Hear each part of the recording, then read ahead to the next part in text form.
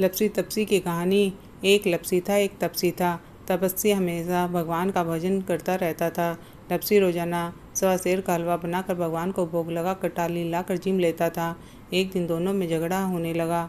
लपसी बोला मैं बड़ा, तपसी बोला मैं बड़ा। तपसी बोला मैं रोज़ भगवान की तपस्या करता हूँ इसलिए मैं बड़ा हूँ।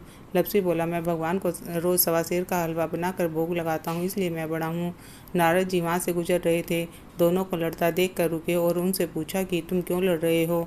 तपसी ने खुद के बड़ा होने का कारण बताया। लपसी ने अपना कारण बताया। नारद जी बोले तुम्हारा फैसला मैं कर दूंगा। दूसरे दिन लपसी और तपसी नहाकर अपनी रोज की भक्ति करने आए तो नारद जी ने छुप करके 1.25 करोड़ की एक एक अंगूठी उन दोनों के आगे रख दी। तपसी की नज़र जब अंगूठी पर पड़ी तो उसने चुपचाप अंगूठी उठाकर अपने नीचे दबा ली। लपसी की नज़र अंगूठी पर पड़ी लेकिन उसने ध्यान नहीं दिया। भगवान को स्वासर का हलवा बनाकर भोग लगाकर जीमने लगा। नारद जी सामने आए तो दोनों ने पूछा कि कौन बड़ा है।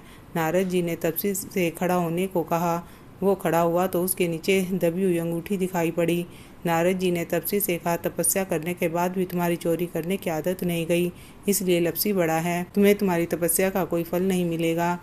तपसी शर्मिंदा होकर माफ़ी मांगने लगा। उसने नारद जी से पूछा मुझे मेरी तपस्या का फल कैसे मिलेगा। नारद जी ने कहा यदि कोई गाय और कुत्ते की रोटी नहीं बनाएगा तो उसे वह फल तुझे मिल जाएगा। यदि कोई ब्राह्मण को जिमा कर दक्षिणा नहीं देगा वह फल तुझे मिल जाएगा। यदि कोई साड़ी देकर ब्लाउज ना दे वह फल तुझे मिल जाएगा। यदि कोई दिए से दिया जलाएगा तो वह फल तुझे मिल जाएगा। यदि कोई सारी कहानी कहकर तुम्हारी कहानी नहीं सुने वह फल तुझे मिल जाएगा।